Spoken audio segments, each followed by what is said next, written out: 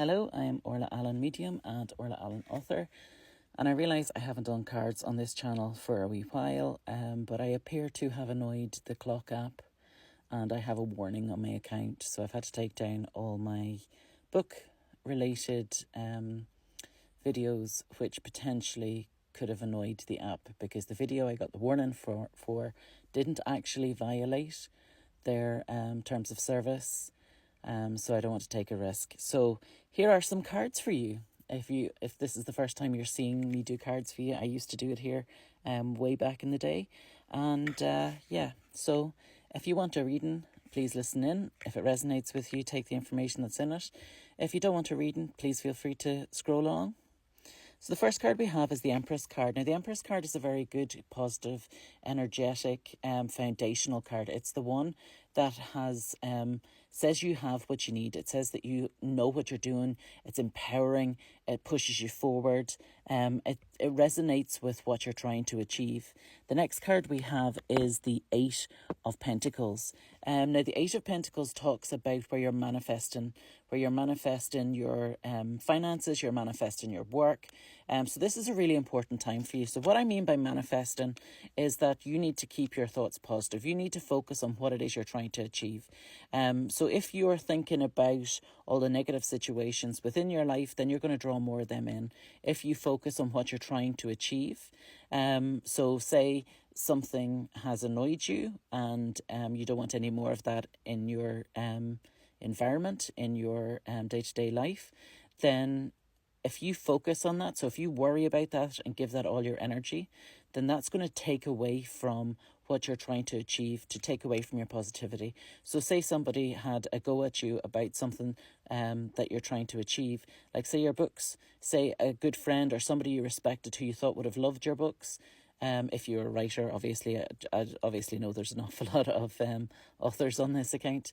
If somebody challenges your belief in yourself, this card comes forward to say, do you know what?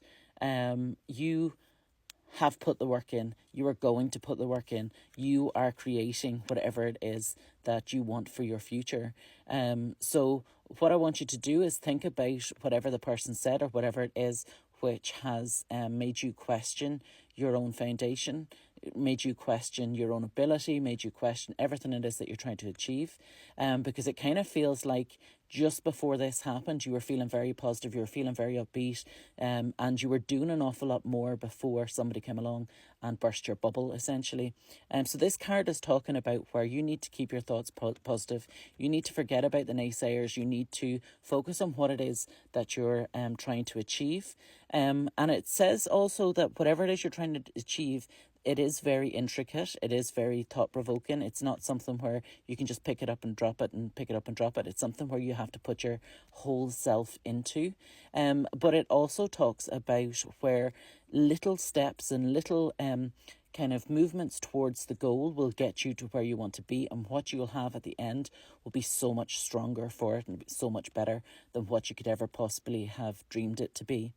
Next up, we have the Justice card. Now, this is quite a good card, especially after where we've just come with that last card. So this Justice card talks about finding balance. Now, it talks about righting itself. So if somebody has wronged you, then it's talking about a bit like karma, where what they give out, they get back. And this card very much feels like you're getting to see it. Okay. So this card feels, and it doesn't always, but in this instance, it feels like you're somebody has wronged you in some way, and this card's coming forward to say, do you know what? Let it be. Don't worry about it. But you will see further down the line where they get their comeuppance, or where it kind of backfires on them, or where people start to see them for who they truly are.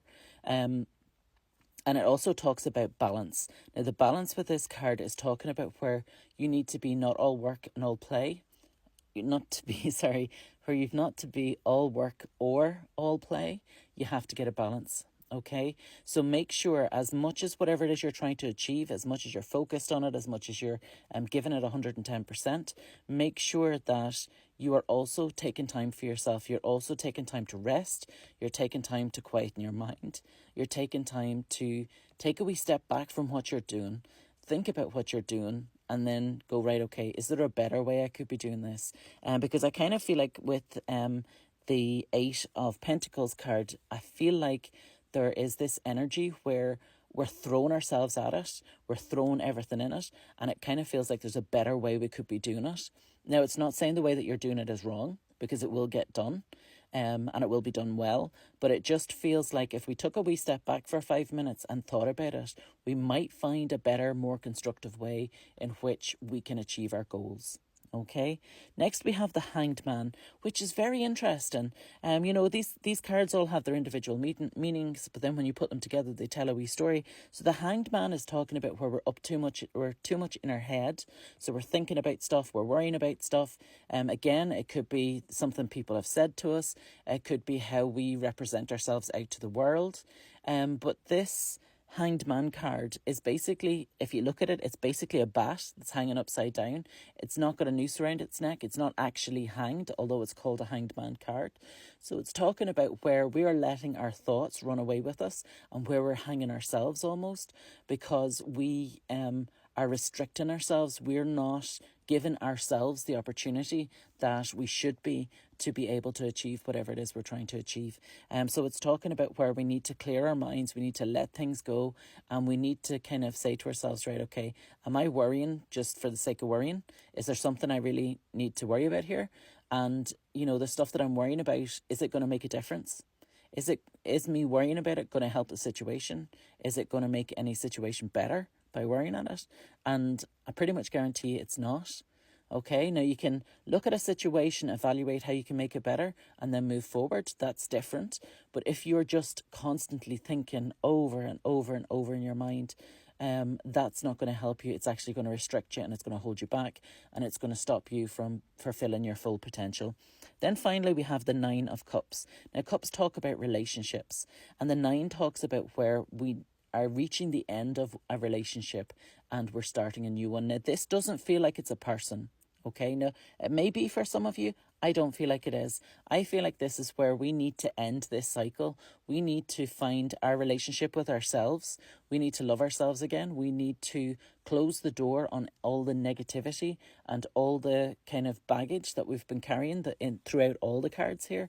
And the Nine of Cups very much feels like we need to find peace with ourselves. We need to find peace with whatever it is that we are hanging on to, because it feels like you've got your fingers or your nails dug into something and you don't want to let it go. So there feels like there's issues in the past there as well that we're needing to release, we're needing to set free. And this Nine of Cups is coming forward to say, no, look, we need to close the door on that now. We need to move on. We need to be stronger. We need to be better. And I kind of feel like, as much as this card is saying we need to, it doesn't feel like you're going to really have an option. It feels like you're going to decide yourself that enough is enough and you're going to move on from it. So I would say listen to the start of the reading. Take the steps, take the action that you need to. Don't let people's views or opinions of you affect you. Do you know? Now, I'm not saying that you should go out and carefree, attack people or whatever, and not care about the consequences. That's not what I'm saying at all. What I'm saying is, if people are being negative towards you, don't let it affect you, which is easy for me to sit here and say, I know. But don't let it hold you back. Don't let it hold you down. Take a moment, acknowledge what they've said, and just go, right, okay, that's their opinion. Because 9 times out of 10, when people share their opinion with you, it is a reflection of how they feel about themselves and not actually a reflection of how they feel about you, although they believe in that moment that they're actually talking about you. So it's very possible the person, if it's a book-related thing, it's very possible that the person's coming forward because they have never achieved the writing of a book, or they have never achieved the finishing of a book, or they've never published a book, or there's something about their own writing which is affecting them and they're reflecting it onto you. So please bear that in mind. And if it's not book related, if it's something else, then, translate it into whatever it is for you. Because when I do these readings, it touches an awful lot of people, not just one specific person. So it's hard for me to be specific. Anyway, that's nearly 10 minutes. If you've made it this long, fantastic. Thank you very much. Have an absolutely wonderful day, and I shall see you all again soon.